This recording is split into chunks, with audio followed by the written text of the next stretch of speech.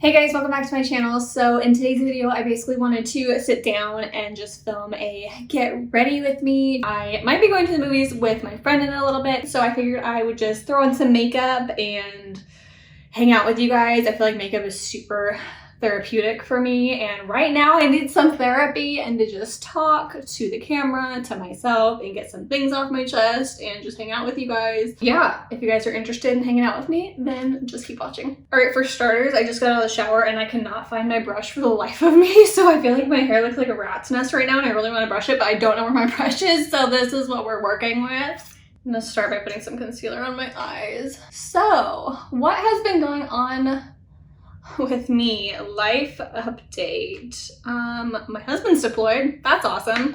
I am doing all right. As of right now, I was not doing all right when he left. I must just say right off the bat though, I've been very blessed to have my husband. For those of you that don't know, my husband's in the military. For those of you that have been subscribed to me and follow along, I'm a military spouse. And yeah, he just recently deployed. And like I was saying, we have been so blessed that since we've been married for 5 years, he has not had to deploy a single time. This would be his second deployment, but he did his first deployment before we were married, so I didn't have to deal with that. So this is all new to us and new to me, and deployments freaking suck. I'm just gonna say that right off the bat. I feel like any military spouse will 100% agree with me that they are just the worst. They're absolutely the worst. Like, we knew about this kind of leading up to it. We knew it was gonna happen and everything, so we were definitely prepared for it. I'd say like the last 2 weeks leading up to it were the hardest, just because watching him pack, it just became a lot more real and everything, and just seeing everything laid out in his office, I was like, oh snap, okay. This is really happening. I would have days where I was really, really good, and then I'd have days where I was bad, and some days it's like, I felt like for the last 2 weeks leading up to it, I would cry. I was crying every single day, basically. Some days I would shed a little tear and get misty-eyed when I was doing the dishes, and then there'd be times where it's I would have a full-on breakdown sobbing. There was one time I fell apart in the shower and I was just a hot mess, and he had to come and console me because I was like, I can't do this. It was not cute, you guys. So yeah, leading up to it was really tough, and then it's kind of the crappy part is when he had to leave, it was early in the morning, and so it wasn't we'd go to bed and then wake up the next morning and then take him there. It was literally we had to be at the gym to drop him off at 2 a.m. And so it's we didn't even go to bed. So it was almost 24 hours of it just sitting there waiting to take him there. And then the morning leading up to it, it's you're trying to be so supportive and everything's gonna be good, we're gonna be great and everything, which we are, but at the same time it's I'm pretty sure every spouse can vouch for this, that it's just there's I don't nothing can really prepare you for it. It's just kind of it is what it is, and you just kind of gotta suck it up and deal with it and hope that everything's okay, kind of thing. Anyways, getting there up until the final goodbye was literally the worst feeling ever. So basically we had to get to the gym around I honestly don't remember the exact same time, so it's kind of all a blur for me, but we got to the gym really early in the morning, I think around 2 a.m. Got his bags checked in, gave everybody my contact info, that kind of stuff, so that they could get a hold of me. And then we basically just sat in the gym for 2 hours waiting for everybody to check in, and those 2 hours are literally hell. It's just the most awkward thing because nobody wants to talk to each other. They're spouses with their husbands, and they just want to be with their husbands and everything. By the way, I'm going in with the Tati Beauty Texture Neutrals palette to do this eye look. The hardest part is about that whole situation is you want to just be able to drop them off and be okay, bye, have a good one, and everything. But at the same time, you're no, I don't want to leave you yet. I want to spend some time with you. And so I went in and stayed there with them. But then it's it got down to okay, let's say our final goodbyes. You have 15 minutes, you have 10 minutes. And it's just my husband, I love him so much because he is such a strong human being. He really is. Looking back on it now, it's I kind of have to laugh at it because I feel he was trying to old yeller my ass out of there. I feel he was trying to be go on, get I don't want you anymore, which kind of irritated me during the time because I was stop pushing me away, I don't want to leave you yet. But I knew he was just doing it to make it easier for us, and I was the one that was making it harder on the two of us, and I was I don't want to leave you, and he was babe, just leave, you're making it hard. I feel we did pretty good. Neither of us cried. We kind of got a little teary-eyed here and there because it's I mean, it's bound to happen, everything, but we both I feel like did pretty good at keeping it together for the most part. All I have to say is thank goodness that it was dark outside, because by the time I left it was around like 4 or 4:30, so it's like it was still dark outside, and I was like, okay, I'm doing good, because the thing is it's the, I don't know how to even explain it. It's the worst feeling ever, because it's like you want to leave because you just want to get it over with and say goodbye, but at the same time it's like you want every second you can with them. So it's such a gut-wrenching feeling, like the butterflies and the nauseation. Like I literally sat there for 2 hours, so I was like, I'm gonna vomit. Like I was like, I'm gonna vomit, I can't do this. So anyways, walking to my car, I was like, okay, I'm good, like I'm gonna be good, everything's gonna be fine. You know, I cried as much as I could, and you guys, I was so sick of crying by then, because I cried every day for 2 weeks. Like I was like, I don't think I have any more tears left in me. So walking to my car, I was like doing good. I kid you not, came out of nowhere, like 5 feet from my car, I like lost all control of emotion, and I was like I like literally, like, and when I get really, I'm trying to make light of this, because when I'm like sad or something's painful for me, I kind of turn it into humor. That's my way of coping. So I'm not trying to make light of the situation or that deployments are funny at all by any means. This is just how I cope with things, and if you know me, you know that's how I am. So I'm like walking back to my car, and I start making like an ugly face cry, and I'm like, oh, here it comes. And I literally like booked it in my car. I was like I got in my car, and I lost it. Basically, got home still really sad, just like somber. Like there's no like I mean, in that moment there's like, it's hard to just like be positive. You're like, my husband just left, and like there's nothing I can do about it. Like I can't go back there and give him one more hug. I can't go back there and like say something else to him. Like he can't turn, like there's no turning back. Like it is what it is. And that's when I was kind of like, wow, he's really gone. Like, okay. Our dog knew what's up. Like first of all, thank goodness that we have our dog. He is everything to me. Like he is my therapy dog. I mean, he's not literally a certified therapy dog, but he is like my therapy dog. He knows when I'm sad. He knows when I'm upset. He just like, we've never had a dog like Chance. My whole entire life, I've never had a dog like Chance. He's literally the best dog I've ever had. And he's probably the best dog that I ever will have. He's so perfect in every single way. And I literally just like saw him, and he like knew, like, you know, daddy was gone. And I just like fell to the floor in the kitchen. Well, I didn't fall to the floor. I just kind of like bent down and started kind of like scratching, giving him scratches and kisses and everything. And I just sat on the kitchen floor on the tile and just like started like crying again, like, because by the time I gotten home I had composed myself. But anyways, yeah, I just sat on the kitchen floor and basically cried my eyes out and held him, and he just like hung his head in front of me, and I just like hugged him and kissed him and sat there for like 5 or 10 minutes just sobbing. And then I was like, okay, I'm good again, like we're good again, let's get up off the floor now, like let's get ourselves together. The weirdest part about that whole situation is like when I came home is what I'm talking about, is I could smell him in the house. And it was the weirdest thing. Like, you know how like people have their scent, they have like their natural body odor type of thing, and it wasn't like bad like BO or anything, that's not what I mean, but like his natural scent, you know, like when you can smell somebody on their pillow or something like that kind of thing. I could just like smell him in the house, and it was the weirdest thing. And in his office, you know, it just smelled like him. And I went into the bedroom, and it's like I could smell him on his pillow still. And of course then I started hugging his pillow, and I like laid there and cried into his pillow more, and just like I literally just like went through each part of the house like sobbing. It's sad too, because it's like our dog kept going into his office and like wondering where he was, and it's like he knows when like one of us is gone. My dog does this thing where it's like he'll sit by the front door if my husband doesn't come home at the usual time he does. And so on the second day when he hadn't came back yet, he started sitting by the front door, and that's what like breaks my heart, because I'm like, he wants him to come back home. Wow, okay, emotions. I was just about to cry there.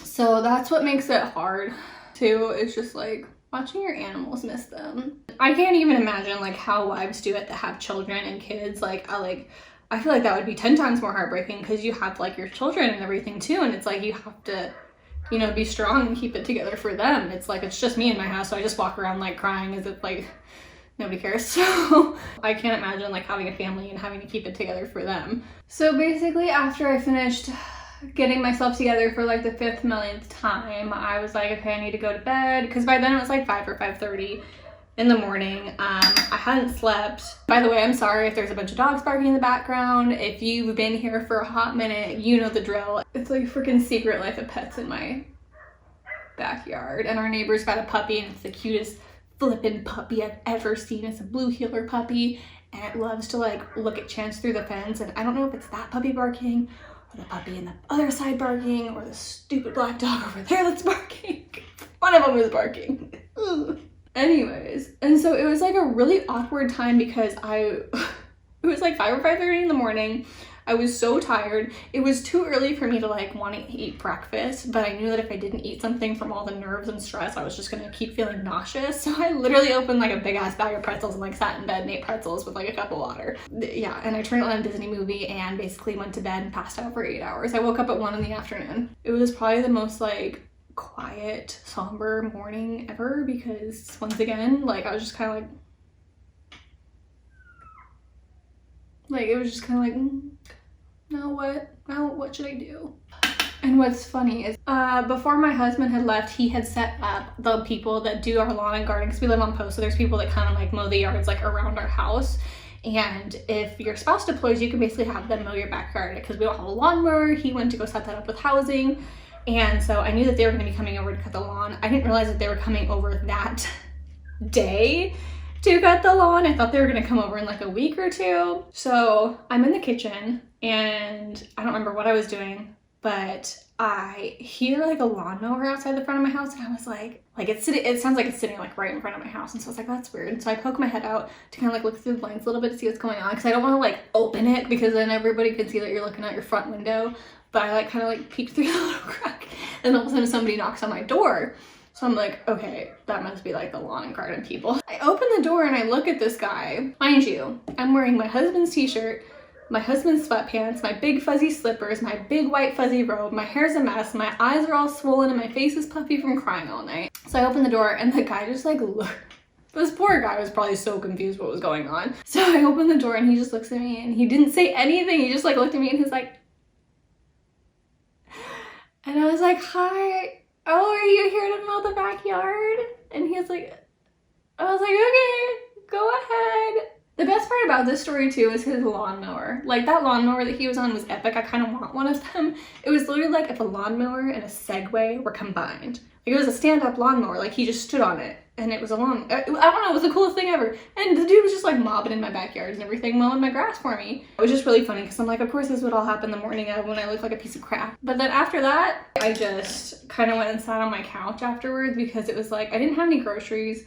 I honestly was not in the mood to go out in public. My husband was like, babe, you need to go get groceries. And I was like, I don't want to go get groceries. So I basically sat on my couch and turned on Netflix. My dog like laid his head in my lap and we just sat there for like 4 or 5 hours. I felt like I sat on the couch and I wasn't even like watching Netflix or anything. Like I had shows playing on and I was like watching the TV, but I wasn't really watching that. Like, I don't know if you ever felt that way when you're like kind of like in this like depression and you're just kind of like, feel like you're frozen but time is moving around you. That's kind of how it felt. Like I just like sat there and was like petting my dog and I didn't get up for like hours and hours and hours, and I was just like sitting there staring into like nothing, thinking about nothing really except for my husband and, you know, is he getting where he needs to be? Is he okay? And all that kind of stuff. Finally peeled myself off of the couch. Like I said, there was nothing to eat in my house, so I basically heated up 2 bags of top ramen, a boiled egg, and some edamame that had been frozen in my freezer for about 6 months, and had that for dinner. So yeah, I mean, that's pretty much how it went, and it wasn't as bad as I thought it was gonna be. I wasn't as emotional saying actually goodbye as I thought I was gonna be. I feel like I handled it pretty well. Just gonna pop this on my eye real quick. Gonna do a little bit of a wing action. I've been trying to like really make it a point though to just like get out of my comfort zone and meet new people. I actually went to a coffee date with some other military spouses the other day. We had all met on one of the Facebook pages and I connected with a few other gals that are like so sweet, just like down to earth and real. And I don't know, they're just like easy to get along with. I think that's just my main goal, is having like good strong friendships and bonds to like lean on. So when times do get, you know, tough, it's not as hard, you know, if you're more alone. Okay, I'm gonna go ahead and do these wings off camera because I'm concentrating way too much, and then I'll be right back. All right, so my eyes are all done. I'm just putting on my e.l.f. Putty Poreless Primer. I have been using, by the way, I've been using the CoverGirl Clean Fresh Skin Milk Foundation now. You guys, I really, really like this stuff. If you are more of a full coverage person, it's probably not for you. But if you like more lightweight, light coverage, very like dewy, healthy glow type of vibe, this is definitely for you. Does it have an SPF in it? Actually, I don't see an SPF. I thought it had an SPF. I guess not. I feel like this will be like one of my favorite things to wear for summertime just because it's so lightweight. So anyways, where was I? Just adjusting to life, being on my own. I definitely like, as much as I hate the fact that we're apart from each other, I'm definitely looking forward to this time apart. It's a chance for us to just like grow as individuals, for me to like figure out my goals and what I want in life and to kind of start to work towards them and to just honestly like build our marriage and just make it stronger. I've found myself kind of being a little bored already, in the sense of just kind of wandering around my house, like, because it's like, you know, you're by yourself. You can only clean your house so many times. You know, you can only do the dishes so many times. You can only do the laundry so many times. I've just found myself kind of just like standing sometimes in random rooms and just being like, now what? And the thing is, I kept telling myself like, you know, I'm not gonna get a job. I'm not gonna get a job. I really want to focus on my freelance and makeup. But honestly, I have been so discouraged lately with my freelance, if I'm just like being 100% honest. Like, I was so like hell-bent on not getting a job when we moved here, because it's like, living in Texas, it's so cheap to live here. Like it's very, very cheap. Things are very affordable. You know, on my husband's income, we do, you know, pretty good. We're able to pay the bills, you know, and have a little bit of money, you know, extra, but it's not like how it was in Hawaii. You know, when we were stationed in Hawaii, I was working full time and we were making like good money and putting a lot in the savings. And it's like, we didn't ever have to like if I wanted to go and buy something, I didn't ever have to like think about, you know, oh, is this, you know, within our budget? Or if we wanted to go out and eat, we just went out and ate whenever we felt like it and stuff like that. We always did stuff, you know, we were putting money in the savings too, but we just like didn't really have to worry about a lot of stuff, and it was really nice. And then when we moved here, I was just so hell-bent on not working, because as much money as I was making at my job at the time, I was also really, really miserable and depressed, which I don't share a lot about. I really, really struggled my last year in Hawaii with some depression, just because like we were living on the North Shore and I was working in Honolulu, and the drive itself was just so miserable. Like, I would drive over 3 hours a day in traffic. I don't know if I've ever shared this with you guys. I would drive over 3 days, felt like 3 days, 3 hours in traffic every day. Plus, if there's a car accident, I'd be on the road for like 4 hours or more. And some people can do that. Some people are totally fine with that and they can handle that. I could not handle that. And I would be just so exhausted all the time, to the point where it's like sometimes I would doze off. Yeah. I would be so tired. I'd be sitting at my steering wheel and be like, you know, I would just be so exhausted. But I just sucked it out, because I was like, you know, I have to make this money, it's good and everything. And I just totally threw all my happiness out the window. And it's like, it got to the point where I was like, I can't wait to get the frick off this island. I'm so miserable. And it was unfortunate, because I feel like because of that, my husband and I missed out on a lot of stuff. And so it's really hard and bittersweet for me to even look back at that and have a positive attitude. And even my husband, who like didn't even like Hawaii, he's now like, oh, I kind of miss it. And I'm like, oh, I kind of miss it too. And it's hard. It's like, we totally missed out on a lot of stuff because of choices that we made. And it's unfortunate. It's hard to talk about. But anyways, the point of that whole story was I was making such good money there, and then coming here, I was like, you know, this is a great opportunity for me to work on my freelance. I'm gonna build my business. It's gonna be great. I'm gonna start doing makeup again. Like, I love makeup. I'm gonna finally get myself into YouTube and everything, because that's something that like my husband had been encouraging me to do for like over a year, and I was like, oh, I don't want to do that. And then I finally started to do it. Honestly, it's not taken off like I thought it would, and I'm very discouraged about, you know, both my makeup and my YouTube, honestly. But with my makeup, it's like, I knew that there was going to be other makeup artists in the area. I know other wives do makeup. And the thing is, it's like, they're good at makeup. And they deserve to have all the success in the world. You know, they totally deserve it. Everybody deserves that. But I thought like I was just going to take off. I was like, everyone's going to love me. I've got good prices. Like, I feel like my prices are very, very affordable. If you actually do your research on makeup artists from here to, you know, where we're at, I'm not going to disclose where we're at, but from here to Austin, let's just say, or like even in Dallas, my prices are below affordable, you know, especially because I'm starting out. I don't want to charge people through the roof, and the area where I'm at, people aren't gonna like do it. The thing that sucks is like there's other people here that might be $5-10 cheaper than me, and people are gonna go to them before they come to me, because it's the cheaper option. And the thing is I'm not gonna lowball myself. I'm just like, I know I'm not 100% the best person out there. I know I'm good at what I do, and I know I deserve to like be doing what I do. I think I can always learn and grow, and I think that's part of makeup. And you know, why I film makeup tutorials and everything is to always like improve and get better and everything, and look what's the new tips and tricks and always watching videos on makeup artists and like their techniques and everything and just always learning. And so it's just hard because I feel like I'm like constantly comparing myself to other artists and being like, well, she started after me and she's got clients like every weekend. Like, what is she doing that I'm not doing? Like, oh, I'm never, like, it's just so hard, and being like, what am I not doing that this person is doing, basically? And it's so discouraging. It's like, I'm never gonna get there. And then it's like, I'm just a sitting duck. And the hard part for me is that I'm going back and forth on is I've been sitting here blending out this foundation for like 5 hours, it feels like. I was so like scared to get a job or even a part-time job just because it's like, well, what if I happen to work on a day that a client wants to book with me and then I can't do that client and then I end up letting everything fall to the wayside? Like, that's my fear. And so it's like, I have to have open availability 24/7. Because the thing is like, there'll be like really, really good months where it's like, I'll have people like every week and I'll have a packed weekend, and then there'll be months where it's like nobody wants to book. And unless you're working directly with a photographer, it's like slim pickings out there and it's hard. And so it's like, well, what do you do at this point? I think I need to maybe market myself a little bit better and get out there a little bit more. I'm very discouraged about getting my name out there because I don't ever want to come across like I'm boasting myself, like, ooh, look at me, like everyone come to me, like I'm so phenomenal and everything like that. Like, I'm always so scared to come across that way.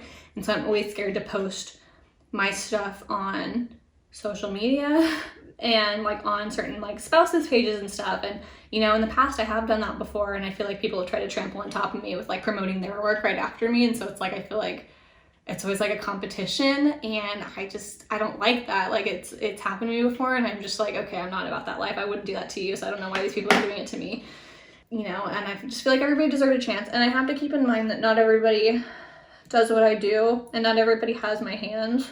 That's what Scott Barton says, is he's like, you know I'm good because, you know, nobody has my hands. Nobody can do what I can do. I mean, I can't do what Scott Barnes does. Like, he's phenomenal. But, you know, in that sense of, you know, nobody does what I do. You know, nobody has my hands. Nobody's going to do the exact same look that I do. And if they do, it's going to be maybe a little bit different. So that's one thing that I was really focused on trying to do more of, is build my business. And so just getting my name out there more and connecting with photographers and being okay with doing like styled shoots and just like working, even if it means working for free, just so I can get my name out there. So I feel like I'm rambling a lot in this video about stuff that nobody really cares about. Also with like YouTube and stuff, I've been kind of like discouraged a little bit with YouTube. I love YouTube, by the way. I feel like I've been able to come out of my shell a lot. I feel like a lot of people who know me in person might not have expected me to come across this way. Just, I don't know, I feel like I'm really open. I could be myself in front of my camera, and I have a hard time like always like being 100% transparent because I'm always afraid about how people are going to judge me. And I feel like with YouTube, it's just like me and my camera by myself in my room, and I don't have to care about anyone giving me funny looks. You know, if people want to like give my video a thumbs down or comment something nasty, like whatever, but at least like in the moment of me like doing this right now and just like, I don't know, just like being more comfortable with myself, I guess. So anyways, I've been a little bit just discouraged with YouTube because I feel like I see all these people and like other spouses, and not even spouses, just like smaller YouTubers. First of all, the thing that I don't understand is these people have been on for like a year or less than a year, and they have like 5,000 followers. And I'm just like, where do these people come from? And the thing is I have to keep in mind is I love the people that have subscribed to me. I'm not doing this for subscribers. I'm not doing this for money. I'm doing this because it's a hobby. I enjoy doing it. I love editing. I love editing so much. I almost love editing more than I love filming. I don't know why. The process of creating something and chopping everything up and putting it together and making something out of something that, you know, was completely unedited, I love that, and I find so much joy in doing that. Like, I can sit at my desk for hours and edit. Like, it's bad. And I'm one of those perfectionists that's like, okay, I'll do one more clip, and then like 3 hours go by and I'm like, I should get up and walk around, or maybe eat something, or go to the bathroom. Like, I don't know, I just love the process of editing. It's so much fun to me. You know, my husband encouraged me to, a lot of people encouraged me to, and so that's why I started, and I need to keep that in mind. But the thing is, I was trying to say is I just get confused with these people who have only been on for a short amount of time and have all these followers, and I'm like, what are you, like, how is this even happening? Because it's like, I am not growing that fast. You know, when it comes to that kind of stuff, that's, you know, I guess what I mean with like comparisons, it's like, okay, well, what am I doing wrong? I know a lot of people that have like hit like 1,000 subscribers, and they do like, how I got to 1,000 in like 8 months or a year. You know, one of their things is they always talk about like, oh, I just subscribed to a bunch of people and they subscribe back to me. Let me just say one thing, and this might rub people the wrong way. I'm not going to subscribe to somebody just because they subscribe to me. I know that might sound mean. I know that might sound harsh. I know people aren't gonna probably like that I said that, but I'm gonna follow people whose content I genuinely like, and I'm not gonna go around like subscribing to a bunch of people in hopes that they subscribe back to me. Like, I don't feel like that's genuine. I feel like that's fake. I feel like people are gonna see right through that, and I'm just not about that. And if that means that people don't want to subscribe to me, that's totally fine, because I don't care. Like, you know, at the end of the day, I don't care. I'm doing this because I enjoy doing this and I love the process, and the people that are here and that continue to, you know, come by and comment on my videos and like my videos, that's who I care about. My friends and family that support me, that's who I care about. Not randos that are just like, let's be friends, subscribe to me. I'm like, no, you're a creep. I don't know you. Like, no. Like, I just need to keep my head up and keep doing my thing, and I know it'll happen. And at the same time, like, I just need to remember, like, what are you doing this for at the end of the day? Are you doing this for the views and the likes? Or are you doing this because you enjoy doing this and this is a passion of yours? And that's what it is. It is a passion of mine. And I think sometimes it's so easy on social media to get caught up in the likes and the following and, you know, who you're comparing yourself to and what you know, aren't where you want to be and that kind of stuff, and not enjoying the process and appreciating, you know, what you have, where you're at right now, and the growth behind that and everything. And so, yeah. So let's get real here, I guess. Okay. You just spray my face down with some setting mist. I started doing this trick after I powder my face, because I would feel like my face always looked so dang powdery whenever I would do my makeup. And so I started doing this after my powder, before I contour, highlight, and all that. And I just feel like my skin looks way better. I'm like, what else is going on with my life? I feel like I just like rambled so much. If y'all are still here watching this video, y'all are some true fans. I'm trying to think about what other videos I want to do coming up. That's another thing that I've thought about with like my videos, is I feel like everybody's always like, you gotta like hunker down your niche, find your niche, find like what you like to do. Like, you gotta have like one thing about what you like to do. And I agree that probably helps you grow a lot faster and a lot quicker. But there's not one thing that I like to do. I don't like to just do makeup tutorials. I don't like to just, I'm looking for my mascara. You know, I don't like to just do clean with me videos. I don't like to just do vlogging. I don't like to just do, you know, decorate and organizing videos. I love doing it all. Like, that's me. That's the kind of stuff that I'm into, and that's the kind of stuff that I like to record. And so I don't just want to do one thing. And I feel like I have different people that tune in that like either all of it, or they like certain things. And I don't want to just cater to one kind of audience. And I know I feel like that goes against the rules, because everybody's always like, you have to have a niche. And it's like, but why do I have to have a niche? Why? Like, why do I have to do one thing? Just, you know, like, it doesn't make sense to me. I'm like, why can't I do like all the things that I like to do? Because the thing is I'm sure that there are other people out there that feel the same way. I'm sure that there are other people out there that like organizing and clean with me videos, and they also like makeup tutorials. I'm trying to really hunker down on scheduling. Right now I'm just doing twice a week, which I feel like is a good happy medium. I was doing, when I first started, I was doing 3 times a week, which I feel like really helped build my channel a little bit and kind of get it off the ground and running. But also that's like all I was doing. That's all I was doing, was like recording, editing, you know, to make sure I was like on track. I kind of let other things fall by the wayside of just like being a wife and functioning as a normal human being. I started doing just like twice a week, and I've been doing Mondays and Fridays. And I also am trying to get more like consistent with my blog too. So I'm trying to like, I haven't been consistent with it like I wanted to, but basically my goal is to do like uploads of YouTube Monday and Friday, and then maybe trying to do a blog post on Wednesday, depending on what it's about, because sometimes my blog post will correspond with a video that I just did. And so sometimes I'll upload like a blog post the same day or the day after I did a video. I'll leave everything linked down below, so if you guys are ever wondering, everything's linked down below. Alrighty, you guys, I'm gonna go ahead and do my brows and lips off camera, just to kind of speed up this video, because I feel like it's gonna be a long video, maybe, I don't know. Anyways, and yeah, I'll be right back. Alrighty, guys, so this is the finished look. Thank you so much for hanging out with me. I feel like I rambled a lot in this video, so if you guys are still hanging out, y'all are some true pals, so thank you so much. I am gonna go finish my evening and have a good time, and just try to be positive. I'm gonna keep trucking along and doing me and just making the best of life. And I just want to say thank you to everyone that's just supported me along this journey and helped me to keep moving forward. You know who you are. And yeah, I love you guys so much. Don't forget to subscribe if you haven't already. Comment down below, let me know you stopped by, and I will see you in my next video. Bye, guys.